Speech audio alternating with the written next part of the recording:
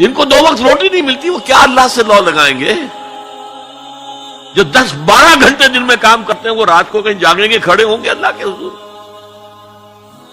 شاہ صاحب کہتے ہیں کہ یہ جو طبقہ پیدا ہوتا ہے غرباء کا، یہ انسانوں کی شکل میں حیوان بن جاتے ہیں، لدو اونٹ، بار برداری کے جانور، کولو کے بیل، وہ انسان نہیں رہتے۔ حدیث میں نے آپ کو سنا دی، کاد الفقر و یکون کفرا۔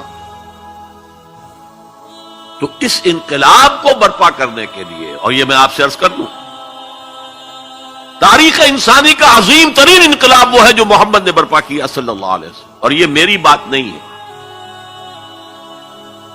ڈاکٹر ایم این رائے، ممبر کمیونسٹ انٹرنیشنل، ہندو اور کمیونزم کی سب سے اونچی باڈی کا رکن، 1920 میں بولشوک ریولوشن کے 3 سال بعد 1917 میں انقلاب آیا تھا، ایک لیکچر دیا ہے لاہور میں، بریڈلا ہال میں، دی ہسٹوریکل رول آف اسلام، اور اس نے کہا عظیم ترین انقلاب وہ تھا تاریخ انسانی کا جو محمد نے برپا کیا، because he was a revolutionary, he knew what a revolution means. کہا عظیم ترین انقلاب وہ ہے جو محمد نے برپا کیا۔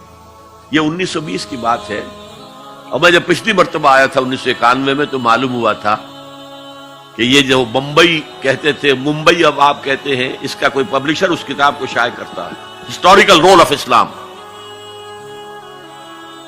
اچھا، یہ تو ہوا 20ویں صدی کے شروع سے 20واں سال، اس کے اختتام سے 20 سال پہلے کتاب لکھی گئی دی 100،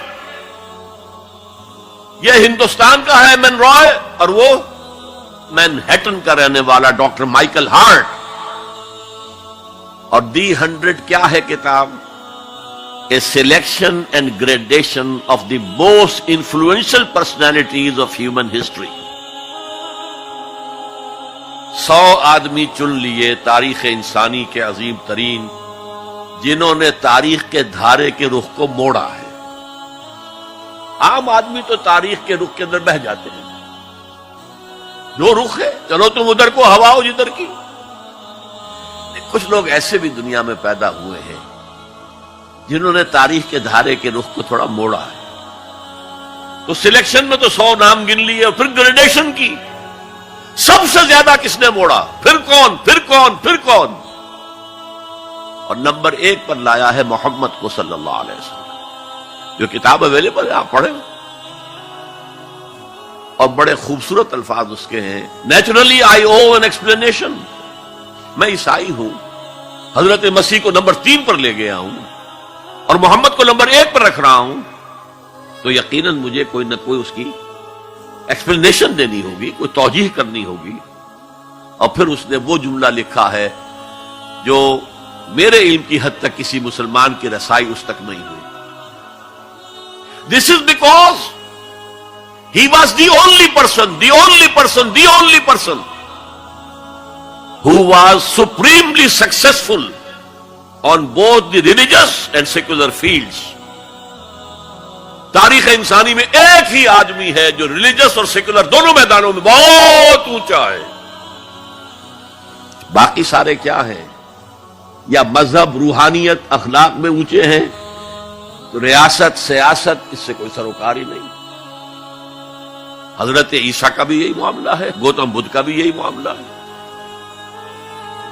اور یا ادھر ہیں اونچے شہنشاہ ہیں، بڑے بڑے فاتح ہیں، تو دوسری طرف زیرو نہیں بلکہ مائنس لیول کو لانا پڑے گا۔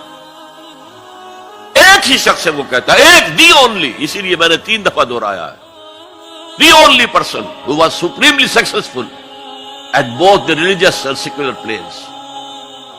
یہ ہے حضور کا انقلاب۔ برپا کس سے کیا؟ کتاب سے کیا۔ چنانچہ 3 مرتبہ وہ الفاظ آئے ہیں قرآن میں کہ آپ کا مقصد تھا دین کو غالب کرنا، اور اس کے لیے طریقہ کار کیا تھا؟ 4 دفعہ الفاظ آئے، 4 الفاظ، 4 اصطلاحات 4 دفعہ آئی۔ حضرت ابراہیم اور حضرت اسماعیل کی دعا جب وہ اذ یرفع ابراہیم القواعد من البیت و اسماعیل، اس میں دعا میں شامل ہے ربنا وابعث فیہم رسولا منہم، اے اللہ یہ جو میں اپنی نسل کی ایک شاخ کو یہاں آباد کر رہا ہوں، ان میں ایک رسول بھیجیو جو انہی میں سے ہو، کوئی مغایرت نہ ہو کہ باہر سے آیا ہوا رسول ہے، اس کی زبان اور ہے، ان کی زبان انہی میں سے ہو، اور وہ کیا کرے؟ یتلو علیہم آیاتک ویعلمہم الکتاب والحکمت ویزکیہم، تیری آیات پڑھ کر سنائے، کتاب اور حکمت کی تعلیم دے اور تزکیہ کرے ان کا۔